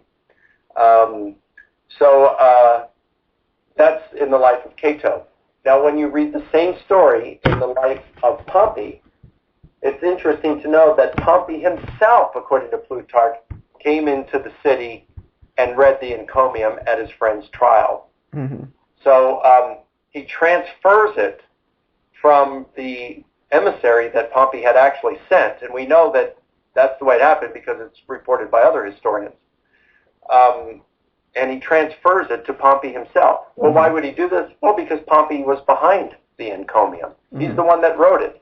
So rather than just saying that he sent an emissary, he just cuts right to the point and has Pompey deliver it himself. That's transferal. An obvious example I can think of as taking place in the Gospels is the centurion and his servant. That's correct. So in, I think it's Luke's Gospel, the centurion has this servant who's sick, and so the centurion he hears about Jesus coming, and he wants Jesus' help to heal his servant who's very valuable to him. And so he sends some Jewish leaders to Jesus and Jewish elders, and they say, hey, the centurion has contributed to the building of our synagogue. This guy's a worthy man. Please heal his servant. So Jesus says, all right, let's go. So they head toward the centurion's home. Well, the centurion learns about this, and so he sends some of his friends to meet Jesus and say, okay, the centurion says, no, don't come. Thank you for doing this for me. But listen, I'm a man of authority. I tell this soldier go, and he goes. I tell this soldier come, and he comes. I tell this servant to do this, and he does that. So I'm a man of authority. I understand this. So look, I'm unworthy for you to come under my roof. Just say the word, and my servant will be healed. So Jesus praises the centurion for his faith, and he heals his servant from a distance. The centurion never even sees Jesus in this case. Now, when you come to the same story in Matthew has the centurion go out himself and meet Jesus and say, please come and heal my servant. And Jesus says, let's go. And the centurion says, no. Listen, I am unworthy to have you come under my roof, but I'm a man of authority, yada, yada. Just say the word, and Jesus praises the centurion for his faith and heals his daughter. Heals his servant. So we see the same kind of transferal here via substitution as we do in Plutarch. This is not a contradiction. It's a compositional device. Well, that takes care of 4 different aspects I've been covered. So there's one more left. What's the final one? Well, another one is simplification. And simplification is, let's put it this way.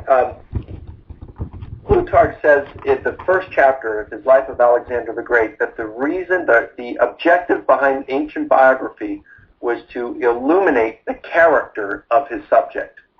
So Plutarch says, look, you're going to have to overlook the fact that I'm not going to report a lot of great military exploits. I'll do those if it helps my objective here. My objective is to illuminate the person's character. So I may do an event or report an event that might seem insignificant to you compared to a military exploit, but I'm reporting this one instead and devoting space to it because it tells us about the character of the person. That's the objective of biography. If you want to hear more about the events, you got to read histories.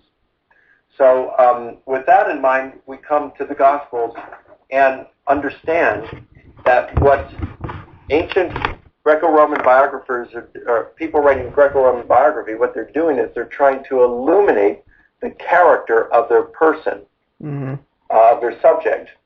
Now, let's look at Plutarch real quick. Brutus is one of my favorite characters of the Romans. Dante would disagree with you, I think. What's that? Dante would disagree with you, I think. Who was Dante? Dante wrote Dante's Inferno. Yeah, I know who he was. Who was his favorite character? Well, I don't know who it was, but I do know that in the 10th circle he had Brutus, Cassius, and Judas being constantly eaten by the devil. Oh, okay, gotcha. Yeah, he wasn't like Brutus then.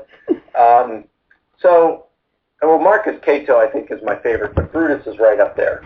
Anyway, so, and these guys did have flaws. They had some serious flaws, but, of all those characters. They're pretty good. So you've got Brutus. He was considered to be a moderate, fair-minded, kind of gentle person by Roman standards, at least you could say. The Romans were kind of brutal people. But by Roman standards, I'd say Brutus was one of the more moderate, kind ones. People did appreciate him. Even his enemies admired him. And he was kind to his enemies for the most part. He seemed to have been a good husband, was not a womanizer like some of the others, like Antony and Caesar. But yeah, he seemed to be a pretty good guy. Well, when the Civil War was going on, and it was pretty much between Caesar and Pompey, Pompey is defeated at Pharsalus in August of 48 BC. Shortly after that, Pompey is fleeing to Egypt. He sees this as his last place to go where he might be able to get some safety. When Pompey is out at sea, just offshore of Egypt, he requests permission to come ashore.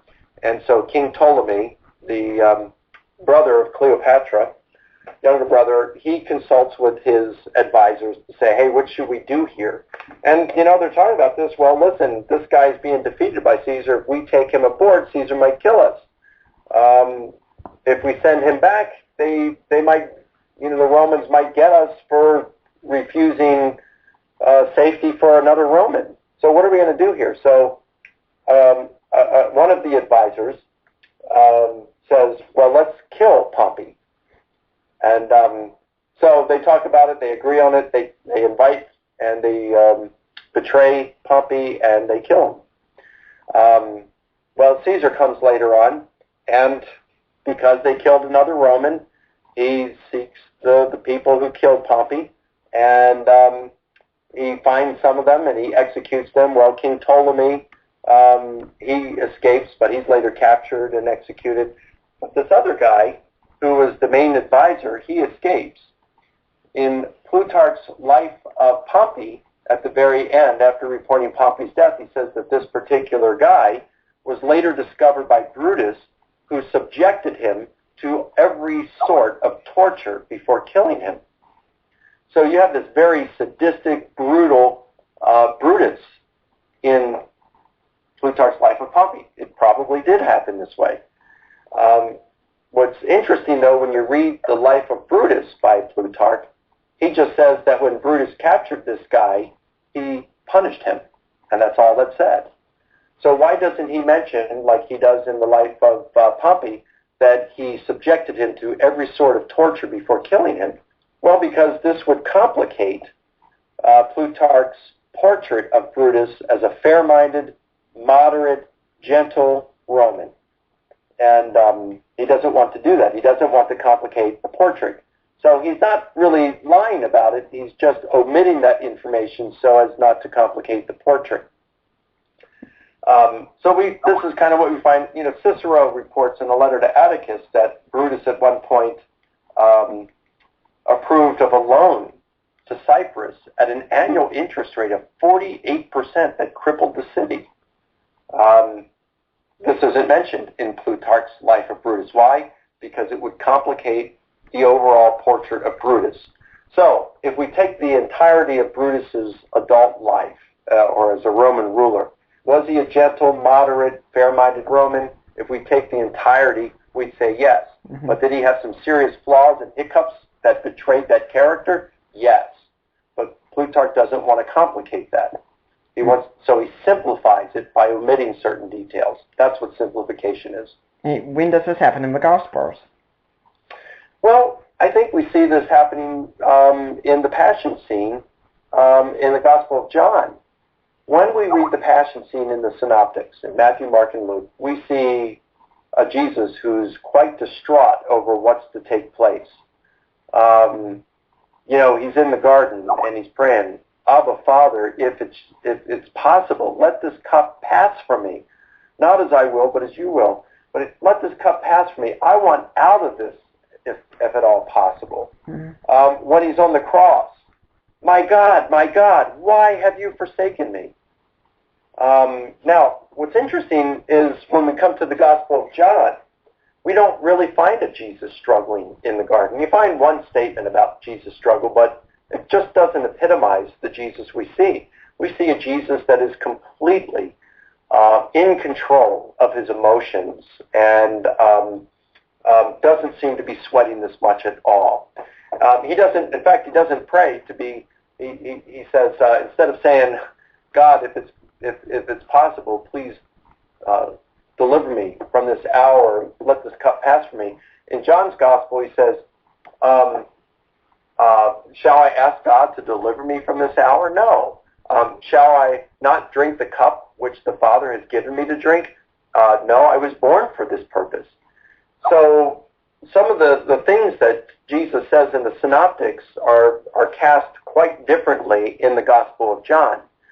Now, so we get this different picture of Jesus in the garden in John's Gospel. And then on the cross, there's no cry out, why have you forsaken me? This would have been kind of embarrassing because in the Jewish martyrdom literature that predates and even comes after Jesus, you find the Jewish martyrs like in 2 Maccabees chapter 7 or 2 Maccabees 14 or some of these other Jewish literature. You'll find them saying, God, I have not forsaken your law. And, I could have foregone this torture and this brutal death by forsaking your law, but I have not done that. So you have Jesus saying, why have you, God, forsaken me? That's completely different. You've got these guys in the Jewish martyrdom literature, like the 2 Maccabees 7 with the 7 Jewish brothers saying, go ahead, you can peel the skin off my head, you can cut out my tongue, you can cut off my hands and feet, and things like this. You can do it. Go ahead and do it. I don't care because I'm getting these back in the resurrection. It's like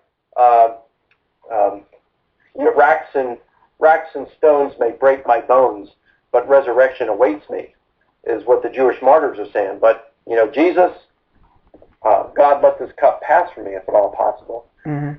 In the Synoptics, again, this is all kind of brushed out of the Gospel of John. Why? John is simplifying his portrait of Jesus because his portrait of Jesus is the divine Son of God. He's God himself, God with us.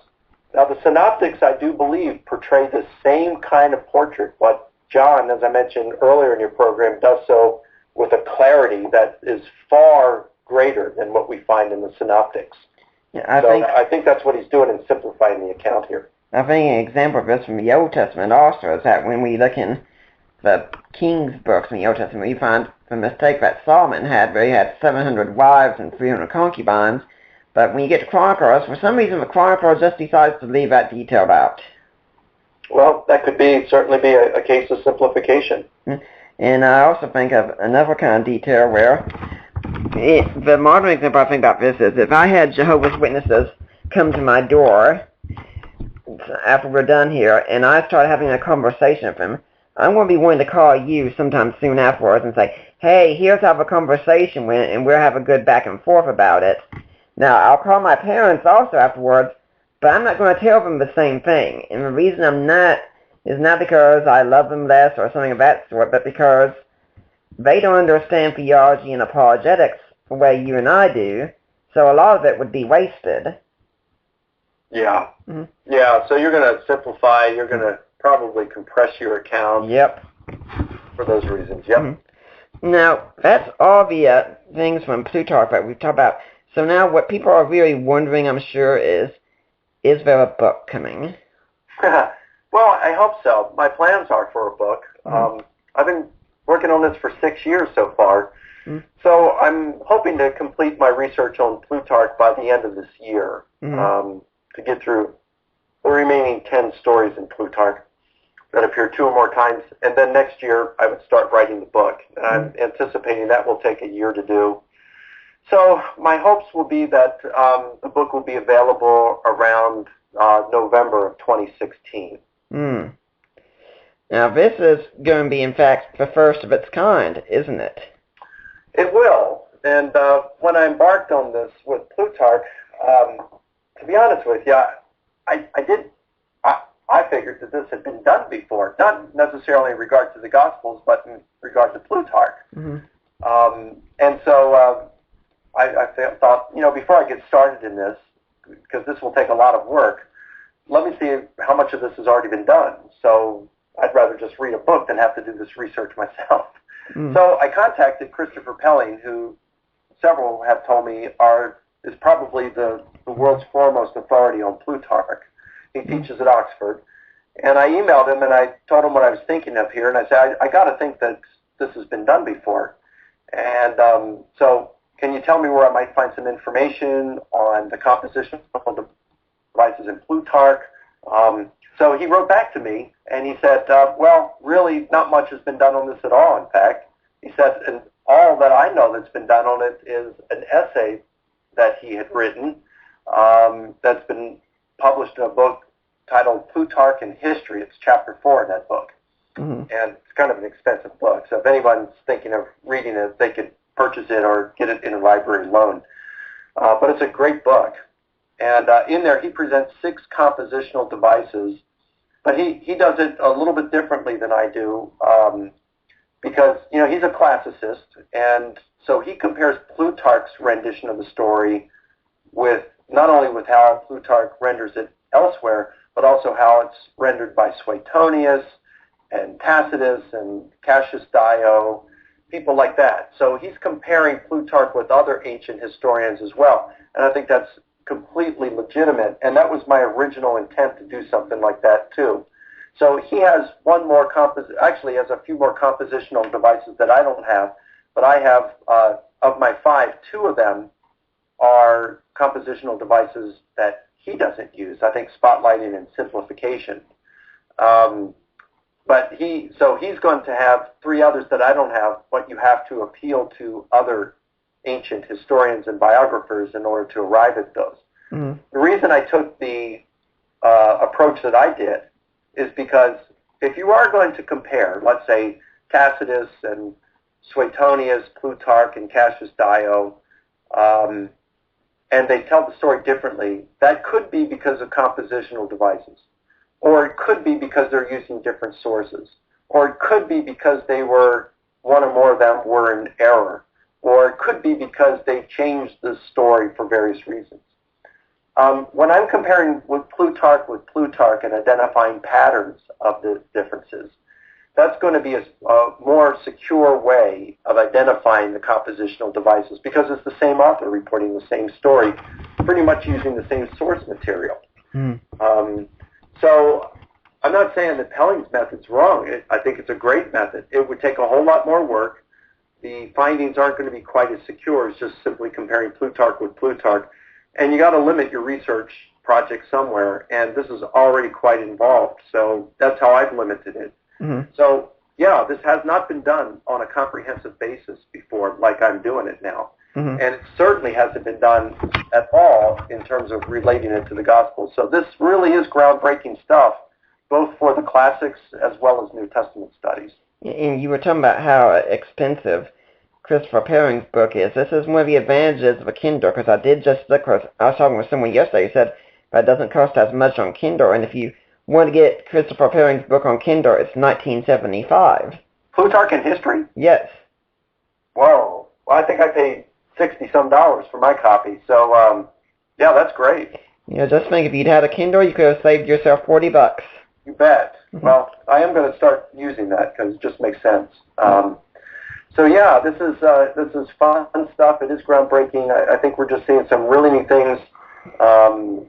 This study in Plutarch has yielded a lot of fruit that makes it. I think that we're going to be able to understand the Gospels better as a result. And it's interesting that despite what many of your critics have been saying, one of the reasons that you're doing this is in fact to answer the charge that there are contradictions in the Gospels and say, no, these are just things that are misunderstood in the Gospels. Yeah, that was my original intent, was to understand the differences or to refute contradictions. Right now it's more of just understanding the Gospels better. Mm-hmm. Although I do think that this is going to have a significant impact in undermining objections to the historic reliability of the Gospels based on contradictions. I just don't think that that is a legitimate response any longer. But I do think that this helps us as we come to the Gospels. Hey, let me just share one thing. It's this thing about ancient biography and what it can shed light on. You'll find people like Bart Ehrman and others who will say, yeah, John, the Gospel of John talks about Jesus as being God, but you just don't find that in the Synoptics. Well, one day I was just thinking about the Gospel of Mark, and I was reading through it several times, and it just kind of clicked with me and said, whoa, wait a minute. You know, Plutarch did say the objective of ancient biography was to illuminate the character of the person. Mm-hmm. So think about this in Mark, and I take Mark as the earliest Gospel to be written, as do most scholars.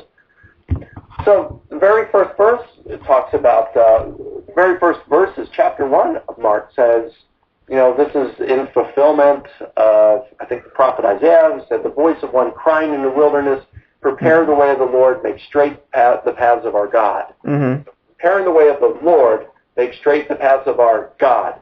And then what does he go on to say in chapter 1? Who's the one preparing the way of the Lord? Who's the voice of one crying in the wilderness? It's John the Baptist. Mm-hmm. Who's he preparing the way for? Jesus. This is the fulfillment of the prophecy. Well, the prophecy was to prepare the way of the Lord, make straight the paths of our God. And who is Jesus? Lord God. Mm-hmm. Chapter 2, Jesus heals a paralytic and forgives him for his sins. And the Jewish leaders say, hey, that's blasphemy. Who can forgive sins but God alone? Well, that's right. What's he saying? Jesus is God because he can forgive sins. You've got Jesus' disciples picking grain on the Sabbath, and the Jewish leaders object and say, hey, you know, wait a minute here. You're breaking the Ten Commandments about remember the Sabbath day to keep it holy. And Jesus basically says, chill out, guys. I'm Lord of the Sabbath. What? You know, it's God who created the Ten Commandments, and you're claiming to be Lord of the Sabbath now? Mm-hmm. What's that saying about Jesus? Go a few chapters later. Jesus is exorcising demons, and the Jewish leaders say, you know, hey, you're casting out demons by Satan, and Jesus says, hey, you know, before before a guy comes in and robs a house, you got to bind the strong man, the guy who's the owner of the house, bind the strong man, and then you can plunder all his goods. Well, Jesus is saying that in doing so, in exorcising demons, he is binding the strong man, who is Satan, and plundering his kingdom. Mm-hmm. Now, what human can bind Satan and plunder his kingdom? You go to chapter 9, and you've got Jesus' disciples are trying to cast out a demon out of a boy. They can't. They're not successful in doing so. Jesus is coming down from the mountain with his 3 disciples, and the boy's father comes up and says, hey, can you help me here? And Jesus speaks the word, and the demon comes out. Later his disciples say, why couldn't we do it? And Jesus says, because this kind can only come out with prayer to God. Well, wait a minute. Jesus didn't pray to God. He just spoke the word and it came out. What is that saying in terms of Mark portraying Jesus? Mm-hmm. And then you've got the apocalyptic Son of Man sayings, which we could spend a lot of time on. The bottom line here is Mark is, when we understand the Gospels are ancient biographies, Greco-Roman biographies, then it becomes crystal clear that Mark is presenting Jesus as being God in some sense. Mm-hmm. So this does shed light. It's just really cool stuff that we're seeing. I think one of the mistakes many moderns make is that they think you have to say something explicitly with your words in order for you to be saying that. Yeah, it's just anachronistic. You know, we have to learn to judge the Gospels according to the rules that they operated by in their day, and not impart our ideas of modern precision upon them. Mm-hmm. They did not, as Ben Witherington says, they did not have the kind of legal precision in mind that we have today, and we have to stop expecting it. Now, I'm not saying that this is easy. This is something that I've struggled with for several years. As I'm reading John now, I'm struggling through some things to understand what John is doing. I would agree with Tom Wright. I love my wife. I just don't understand her. I love John. I just don't understand him. You know, it takes some adaptation, but I've had to recalibrate my thinking about the Gospels. I do believe that they're utterly historically reliable. I believe they're divinely inspired. But I don't expect the kind of legal precision, and I understand that there's some literary things that are going on here that we may not necessarily use today and that I may feel uncomfortable with. But at the end of the day, I've got to I think a high view of Scripture demands that I work hard to understand the Gospels as God has given them to me and submit myself to them as God has given them to me, rather than trying to squeeze and force them and contort them to fit a modernist understanding of how I think God should have given them because of my knowledge about the conventions of modern history. I don't think that is a high view of God or of Scripture, to do it the latter way. Well, like with less than 5 minutes left, we've already talked about this some, but if people want to find out more about you and your ministry and what you're doing, where do they need to go? Well, our website would be the best place, risenjesus.com, and they can view many of my debates. Most of my debates are there. I've got a lot of my lectures. I've got a short series that's been fun to produce called Musings, in which I take just a little topic that's usually 3 or 4 minutes long, and I deal with it, and kind of just interesting stuff that I've learned about the past. And they can email questions, comments. If they're interested in my speaking somewhere, they can email and request and tell me about their event and ask if I'd be interested in speaking at it. So yeah, they can find out. I've got some articles up there, so they can find out about that, all about me there on my website, risenjesus.com. Okay, and now with less than 4 minutes left, what's the final message you would like to leave for the Deeper Waters audience today? Well, I find Christianity to be just great to be involved and to follow Jesus. I've been a Christian since the age of 10, so about 43 years, and the Lord has been very good to me. I love being a Christian. I love being involved in the church. The church is not perfect. Nothing's perfect, except the Lord himself. But it's a lot of fun to do this kind of stuff. I love apologetics. Don't feel like if you're a doubter, don't be afraid to doubt. John the Baptist doubted. Abraham doubted. And yet Abraham is listed in the Faith Hall of Fame in Hebrews chapter 11. Jesus said of John the Baptist, no greater man has been born of woman than John the Baptist. So if he can say this, if Jesus can say this about John the Baptist, if the author of Hebrews can place Abraham in the Faith Hall of Fame, and in fact he's the MVP, if anything, of the Faith Hall of Fame, then I can't think that God looks down on us, those of us who struggle with doubts at times. Mm-hmm. Sometimes understanding the Bible is not an easy thing. In 2 Peter, Peter said that even the letters of Paul are often difficult to understand. So it shouldn't surprise us that there are going to be things difficult to understand about the Scriptures, but that shouldn't deter us. It's a fun journey. It's not always fun. It can be difficult, but it's a fun journey to study the Scriptures, to understand what's going on. The Christian life is an adventure. I love it. I wouldn't trade it for anything. Well, okay, it's always great to have you on here, and I hope we'll see you back here again sometime. Be happy to do so, Nick. Well, I'd like to remind everyone that next week, Carl Copan is going to be on. It's going to be a fascinating show talking about, is God a moral monster? But my thanks to Mike for coming on. For now, I'm Nick Peters, and I'm signing off until next week.